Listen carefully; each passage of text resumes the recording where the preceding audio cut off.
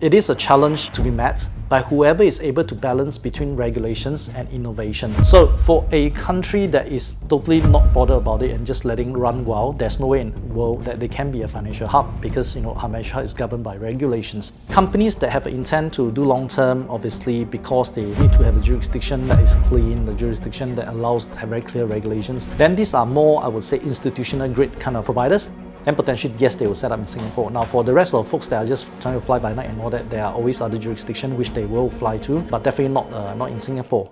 Previously, Dubai was the place to go, and right now they obviously have new licensing regimes as well in Dubai. Same as the other parts of Southeast Asia or Asia as well, where it used to be easier, but now it's difficult. So probably they only left places like Africa and Latin America, where incidentally they're also having clear regulations as well.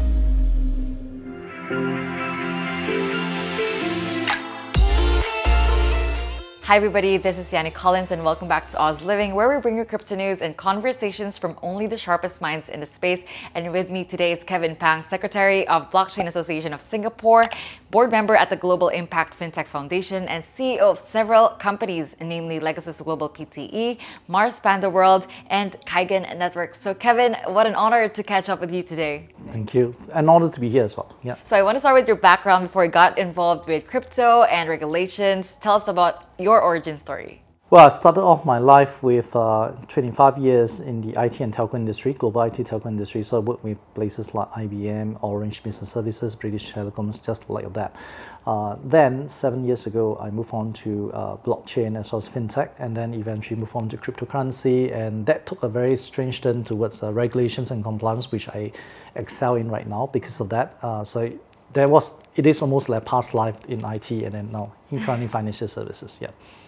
All right, so talk to us about your company first, Legacy Global Pte. What is it all about? Sure. So Legacy Global is actually one of the Payment Services Act entities that's applying for the license operating under current regulatory exemption, which means we are allowed to operate 6 categories of licensing that includes things like cryptocurrency, stable coins, cross-border remittance, as well as local domestic payment, as well as acquiring of merchants. So essentially we apply for 6 categories of licensing in Singapore and operating under regulatory exemption, which means almost like a temporary licensing for 5 of them. We are pretty deep in the license process, so we are just probably left now 10-20% before get the approval, hopefully. And so we are deep in the space. So we offer global payment networks using crypto potentially as a form of transaction, right? To actually move money across different borders, to facilitate payments, as well as for certain level of specific investment products as well. So like one of the few things that we are still in the process of working potentially with the regulators is to allow potentially structured security products to be invested by retail, but through a very entire structured and regulated means that is accelerated by the regulators. So that's something they work on, which is why we have licensings in different categories in the Securities Futures Act as well as the Payment Services Act. Yeah. You're dabbling into everything.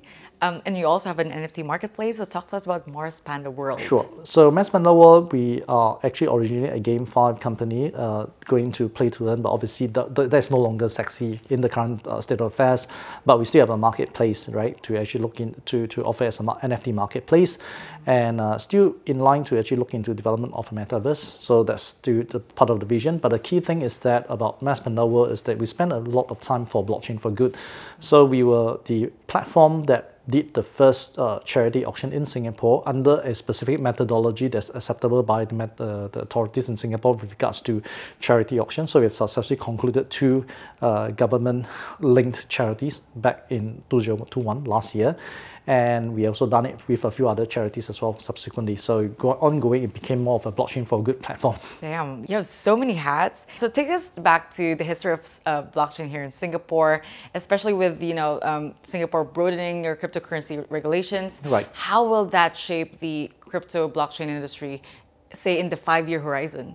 Sure. So I think crypto and together with blockchain, obviously, and again, just to stress that crypto is not all, blockchain is not about cryptocurrency. Obviously, there are other use case and all that, but I think there's a lot of emphasis on cryptocurrency because I think that because of the financial services that it represents, it creates a lot of awareness, there's a lot of interest as well, right? So that's the focus on that.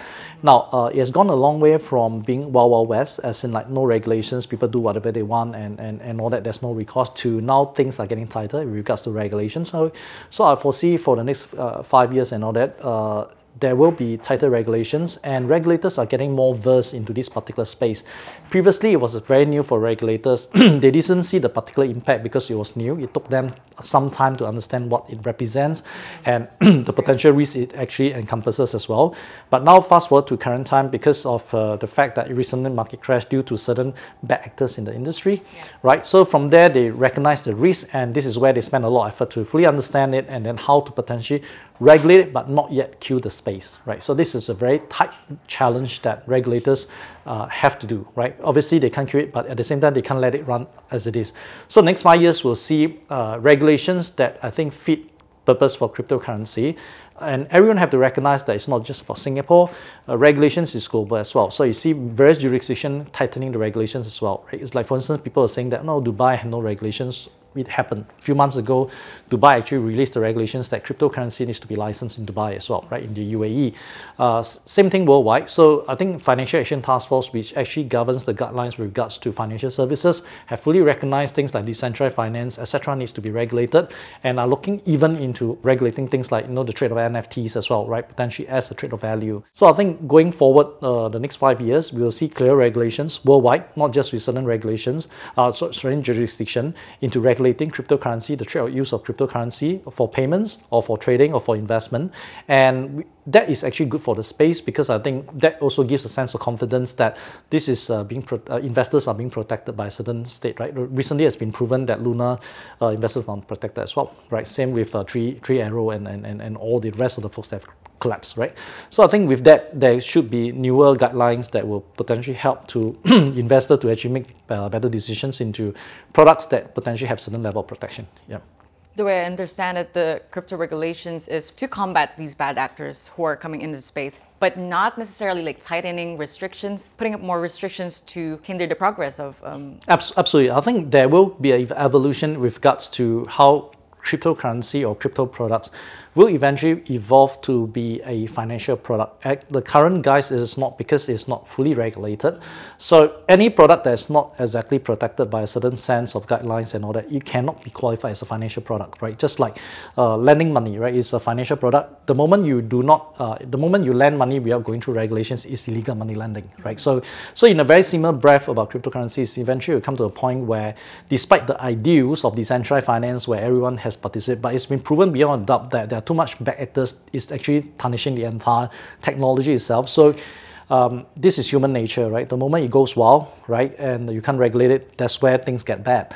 So this is an unfortunate situation, but again, this is human nature that has been around for thousands of years. It's unable to change human. People can't change human, right? So the only way is that regulations comes in, right? There's no industry that is able to stand out and say we'll self-regulate. I think this topic about self-regulations has gone far enough for a couple of years.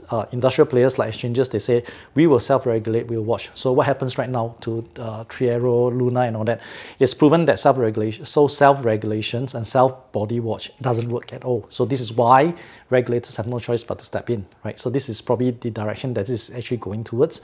And we will see that eventually it will normalize. I think the industry will take a evolution into how to meet this particular space.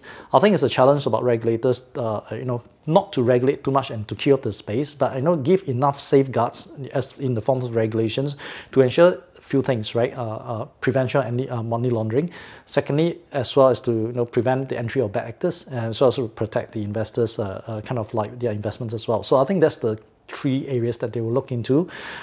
So I think going forward, they will probably have another category in terms of how investors into cryptocurrency is going to appear.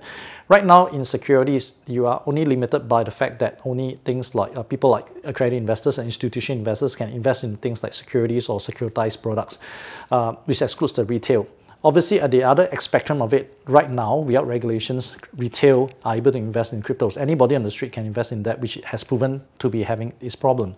So I think going forward, there will be a middle line where potentially people who wants to go into this particular product itself, there'll be a new class of investors called the sophisticated retail investors, right? That means people who has the means, as in the financial means, to actually make investment, take the loss, and not ruin their lives, right? So that's probably something that investors look into, this new particular area or category where there is a financial level of qualification, not very high, obviously, because you will exclude too much people, but at the same time, it ensures that people have the means to actually participate into this new financial product called cryptocurrency. Secondly, that also another area of awareness that before they actually are able to trade and onboard into with a cryptocurrency provider, there may be additional level of screening where to understand, they have to, like for instance, you do buy a financial product like funds. Typically, the financial advisor will probably go through a questioning with you. Do you understand this? Do you understand the risk of that? And etc. before you are allowed to buy that. So I think potentially that particular area of a new qualification will come in, right, for retail investors. So I think that will make the industry a bit more robust. First, satisfying exactly what regulations is about, and as well as protecting investors. I mean, to say that to filter off the people who are not educated about the space away from this, and for people who understand this so that they can continue to trade. So I think throughout the years, I think there are a number of people who have become quite educated and savvy into this space. So potentially they will be able to pass that particular bar and then continue the trading. So I think it's going to be something that it will prove satisfactory to both sides. Yeah. Obviously, Singapore is aiming to be, it has always been an offshore financial hub. That's right. It is also aiming to be the crypto hub in the Asia. Well, everyone wants to be a crypto hub, not just in Asia, around the world as well, right? I think it is a challenge to be met by whoever is able to balance between regulations and innovation. So for a country that is totally not bothered about it and just letting it run wild, there's no way in the world that they can be a financial hub because, financial hub is governed by regulations. Now, similarly, for someone who's tightening very hard and say that they can't do this, can't do that, like the likes of China who banned cryptocurrency, then obviously it's never going to be a crypto hub. So it's a major balancing act between regulations and the allowing of innovation to grow on itself, right? In this case, cryptocurrency. So that's going to be a major balancing act that regulators or the innovative part of the regulators need to actually do in order to, get the space to say they are generating a crypto hub in that particular jurisdiction. It's so interesting.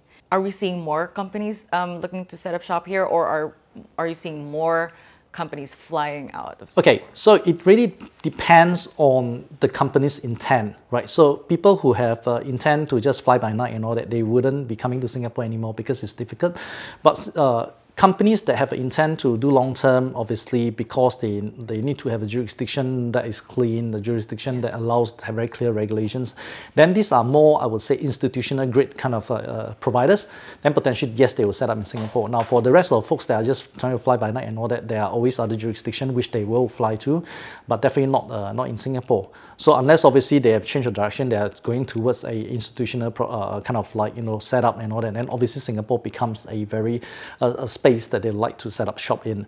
So I think this goes in line with, I think, Singapore's plan, or rather, ongoing plan to be the financial hub. So by its extension, a crypto hub as well, but a bit more regulated.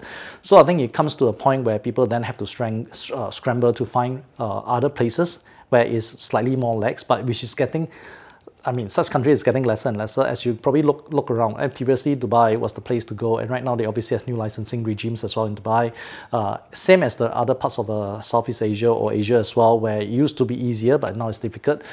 So probably they only left places like Africa and Latin America, where incidentally they're also having clear regulations as well.